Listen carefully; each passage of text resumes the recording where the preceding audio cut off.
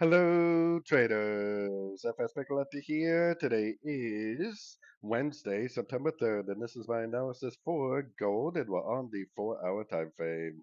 So on gold, I mean, this definitely stretched out to the point where it is for sure a 1, 2, 3, and I think that what's going on here is that we're in the final leg of an X on the daily time frame, and I think it's also an expanding flat on the daily.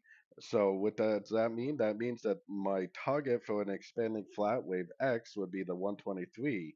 That puts us all the way up to about 3600. So I definitely do not think this trend is over. I mean, maybe it's due for a pullback, maybe not. I mean, I think overall it's going to end up all the way up to at least the 3600 and maybe even a little bit higher. And it's also most likely going to have to make like a wave 4 and a wave 5 just to finish off this uptrend. It's not just gonna, shoot down after this strong wave up now, I would say.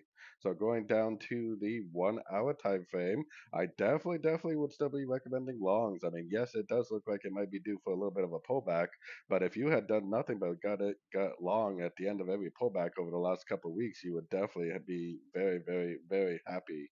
And I would definitely continue to do so.